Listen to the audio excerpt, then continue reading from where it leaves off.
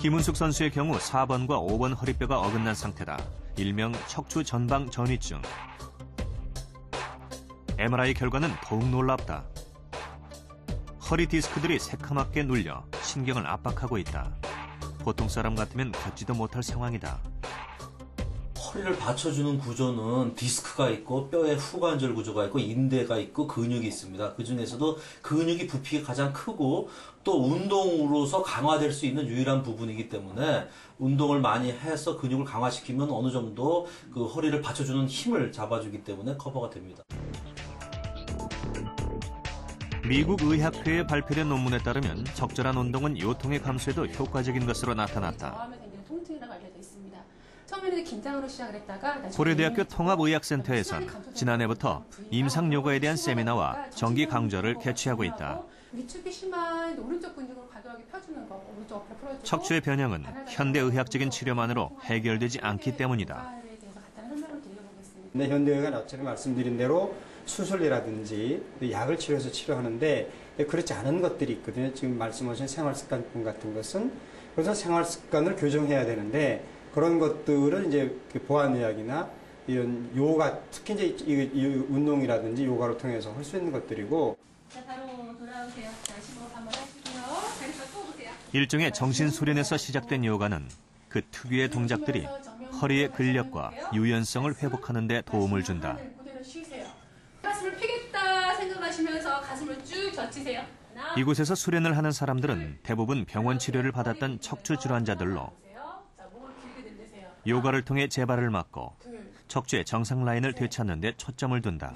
솔직히 일시적으로 침 맞아가지고 좋아지는 건 그때뿐이고 그래서 운동을 하니까 제가 몸이 가벼운 걸 느끼고 허리도 덜 아프고 그러니까 이제 거기서 이제 제가 만족을 얻어서 근육도 많이 대칭이 이루어져서 다른 운동할 때도 균형이 몸에 잡힌다는 게 느껴져요. 그렇게 손을 하늘로 그렇게 그렇게 좋아요. 요가의 동작은 크게 두 가지다.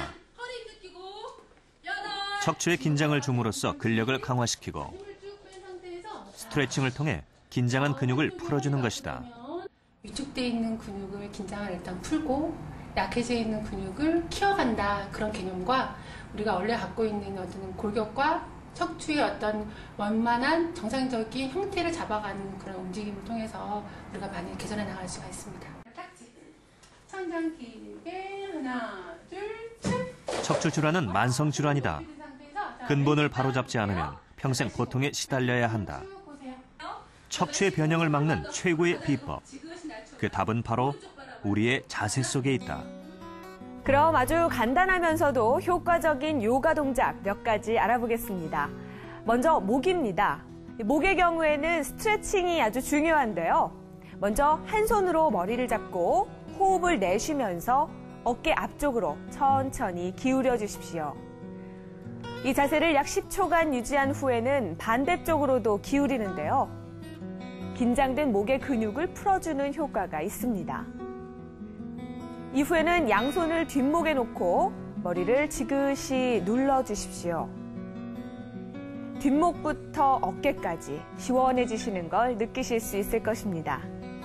허리의 경우에는 복근과 허리 근육이 균형을 이루어야 하는 만큼 복근 강화 운동이 꼭 필요합니다.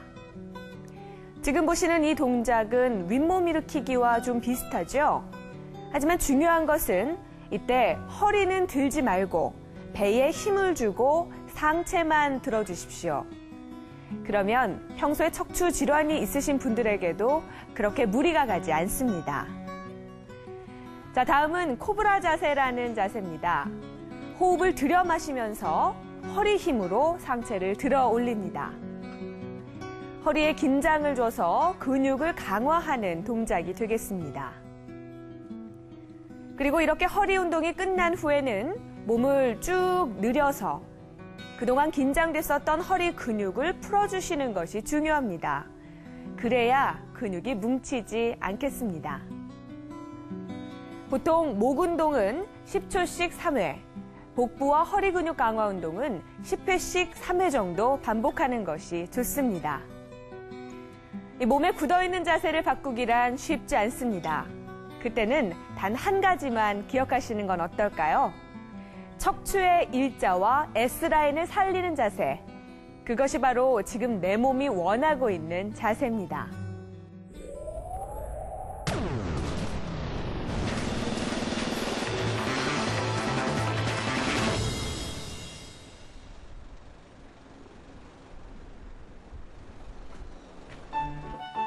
제게는 누가 뭐래도 세상에서 가장 예쁜 아내가 있습니다. 언뜻 보면 평범해 보이지만 사실 아내는 조금 특별합니다. 화상으로 안면장애 3급 판정을 받은 아내. 이렇게 부부가 된 지도 어느덧 3년째입니다. 5년 전 우연히 친구 소개로 만났을 때 아내의 밝은 성격에 반하게 되었죠. 참 착해요.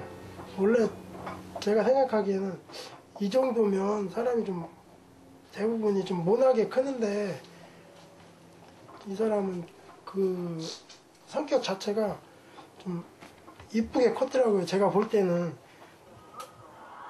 그래 이렇게 하면 TV 안 보는 거예요. 너무 좋아서. 나중에 한 사실이지만 처음 본 순간부터 아내 눈엔 사랑의 콩깍지가 씌었더군요. 어떤 부분이 마음에 들었다고 한마디로 말 못하죠. 그 당시 때는 그냥 이 사람 자체가 너무너무 좋았어요. 그냥 어디가 좋아? 왜 좋아? 그러면은 뭐 정확하게 말 못하겠더라고요. 근데 그게 원래 사랑이라고 하더라고요. 왜 안 웃으세요? 그렇게 우리는 3년 동안 사랑했고 결혼을 약속했습니다. 왜 안 웃어? 이렇게 예쁜 우리 딸 유나도 얻었고요. 지금은 누구보다 행복한 가족이 된 우리. 하지만 여기까지 오기란 결코 쉽지가 않았습니다. 평범하지 않은 아내의 얼굴 때문이었죠. 저도 조금은 이해합니다. 부모님 입장에서는 결혼을 허락하기가 쉽지 않았을 겁니다. 이거 얼마나 속이 상해요. 내가 그랬어요. 70이 지금 넘었는데요. 70평생 다 댕기더라도 내가 그런 결혼식장에는 안 가봤다.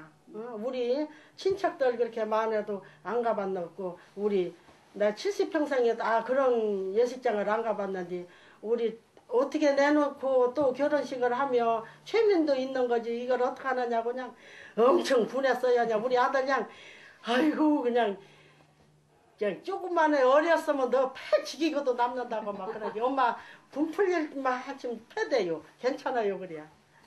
똑같았는데. 지금 많이 빠졌잖아요. 없잖아요. 이 부분에. 그때 얼마나 스트레스를 받았는지 그 많던 머리카락이 이렇게 빠져버렸네요. 부모님을 설득한 시간만 2년. 쉽진 않았지만 포기하고 싶지 않았습니다. 아내에게 상처를 2번 주고 싶지 않았으니까요. 아내에게 지울 수 없는 상처가 된 한순간의 사고. 아내는 15년 전인 그때를 또렷하게 기억합니다. 자고 있었고요. 일요일이었어요. 낮에 일요일이었고 그래서 식구들이 다 다친 게 일요일이라서 다 좀 늦잠 자고 있었고 그리고 일어났을 때 불이 나 있었었고 저희 동네가 이제 좀도둑들이 굉장히 많이 들어오는 동네라서 그걸 예방하기 위해서 이렇게 철문으로 돼가지고 이렇게 철문을 딱 치고 자물쇠를 치고 자는 그런 그 방범창을 했었는데 이제 아침에 불이 나고 연기가 나고 그래서 이제 다 깨서 밖으로 나오려고 했는데 그것 때문에 그 방범창 때문에 밖으로 못 나오고 그래서 이렇게 많이 다쳤죠. 그때 아내의 나이는 17. 피부 면적의 60% 이상의 중화상을 입었습니다. 활달했던 성격을 잃고 친구도 잃었지만 무엇보다 아내를 힘들게 만든 건 세상에 홀로 남았다는 사실이었습니다.